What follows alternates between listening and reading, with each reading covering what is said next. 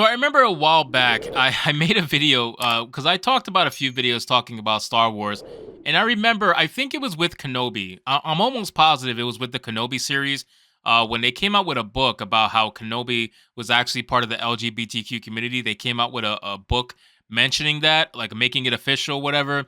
And I said it's only a matter of time before they try to retcon Luke Skywalker and try to make him gay or LGBTQ or whatever. And apparently, I must be a prophet because now we're here. So, apparently, Wookiepedia just recently now has a scandal because they labeled Luke Skywalker as LGBTQ plus based on a 2022 short story by an activist by the name of Sam Maggs. So he apparently was straight all the way up until 2022, conveniently at the last second, where they want to make a quick short story and pretend like it's canon, and now all of a sudden Luke Skywalker is labeled as an LGBTQ character. This shit is sickening. It really is. It really, truly is sickening. And the reason it's sickening is because it's bullshit, right? Like, if you want to feed me a character who's genuinely LGBTQ and you wanna remake a new character or whatever the case may be, that would be cool. Tell me about the story. But in this scenario, we know fucking damn well that Luke Skywalker is not LGBTQ. We know damn well. We know full on well he's not. Even this picture here is perfect. Well, we know full well he's not LGBTQ. And if that community wants to celebrate Luke Skywalker being LGBTQ, that's hilarious, okay? Because you are literally getting crumbs at this point. Like you're getting hand-me-downs. This is such an obvious hand-me-down. It's pathetic. And you know what's even funnier?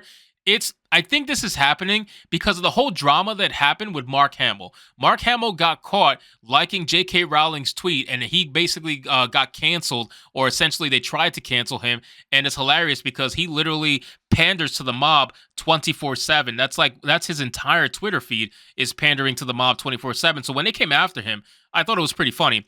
But let's read the article and see what it has to say. This one comes from us from good old Bounding Into Comics, and it says, amidst Wookiepedia scandal, Luke Skywalker is labeled as LGBTQ individual based on 2022 short story by activist writer Sam Maggs. This one comes to us from John F. Trent. Amid the current scandal involving Star Wars fan encyclopedia Wookiepedia and their decision to include pronouns on their character pages, because that's important, I guess, the website also labels Luke Skywalker as an LGBTQ character based on a recent short story by activist writer Sam Maggs. As part of the site's LGBTQ individuals characters page, Luke Skywalker is listed alongside Obi-Wan Kenobi. Yeah, so it was Kenobi. Yeah, that's what I thought. That's what I thought. I remember making a video on Kenobi where they did that story on him and they tried to make him LGBTQ, and now they're doing it with Luke Skywalker, of course. You also have Will Huff Tarkin, Ray Sloan, Avail Sartha, Shelley Lona Afra, and others. When questioned as to why Luke Skywalker was included on the category page, Wookiepedia first answered by writing on Twitter, there is a story in which he felt romantic feelings towards a guy. Okay, it's bullshit, but okay. The site went on to claim that their source for this assertion is the short story Luke on the Bright Side, written by Sam Maggs and published in June 2022 in Stories of Jedi and Sith, an anthology book marketed towards children ages 9 and 12. Of course it was marketed to kids. Of course. Of course it was. Interestingly, the actual story doesn't appear to show any romantic feelings expressed by Luke Skywalker towards Sergeant Ray Hollis of Alliance Special Forces, despite Sam Maggs' clear history of pushing her activism into her stories. The short story follows Luke's arrival to Hoth to use the Force to aid the Rebel Alliance in digging, given their radar equipment is not functioning. In the process of being escorted through the base by Hollis, the two fall victim to an ice worm attack and bury them beneath the base. Luke must use the Force to find the weak points in the ice so they can dig out and free themselves. There is a point in the story when Luke clenches Hollis's hands and goes into a trance of Tatooine. It appears Luke focuses on Tatooine to aid him in using the Force to create heat to keep them both warm.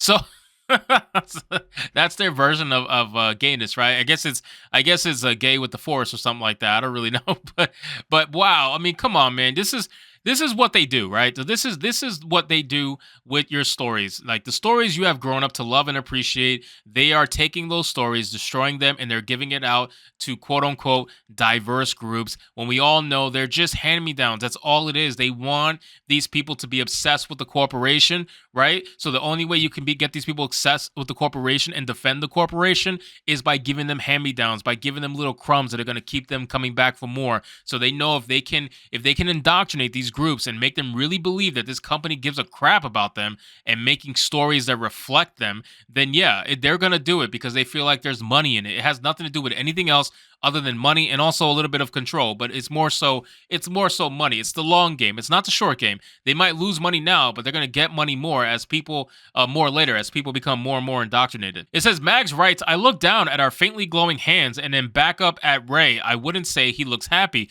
I don't think the guy has looked happy in a day of his life. There's still some doubt in his eyes, but I will say if I'm going easy on myself that he looks impressed. I flashed the same big grin I gave him at the first time I saw him. See, Jedi aren't all bad.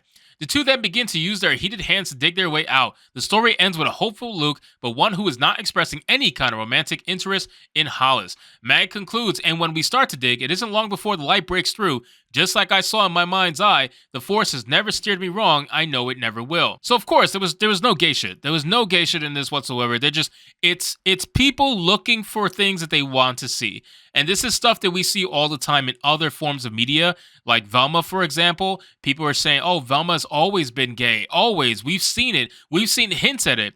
Well, a hint is not confirmation, all right? You can see all the hints you want, but until the people actually come out and confirm this character is gay, like they did in the recent Velma HBO Max series, then you can't say the character's gay. You can say it's hinted all you want, but that's you looking for what you want to see, all right? So when the showrunners come out and say it is, then that's different, right? But if they don't say that's what it is, then no, it's not. It's the character is straight, obviously straight, has always been straight since the dawn of time, since the dawn of the beginning of this character has been straight. And only now, because it's convenient for you, do you want to make it LGBTQ. It's sad. It really is sad. It really, really is. You feel like LGBTQ people are incapable of having their own original stories, that the only way to showcase diversity, equity, and inclusion is by giving them hand-me-downs of the white man straight characters. Like, that's what you feel, and it's really, really fucking pathetic. It says, Wookiepedia making up a romantic interest between Luke Skywalker and Hollis appears to be just another example of the outlet denying the truth in order to push a misguided and evil agenda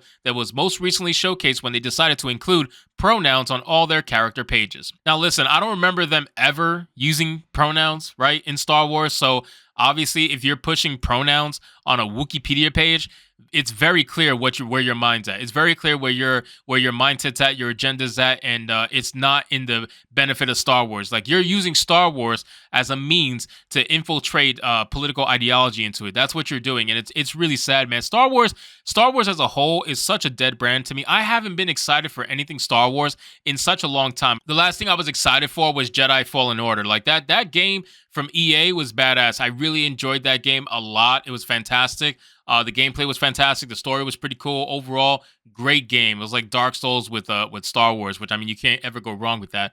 But that was the last thing that I was excited for personally when it comes to Star Wars. Everything else, man, I have no interest in it.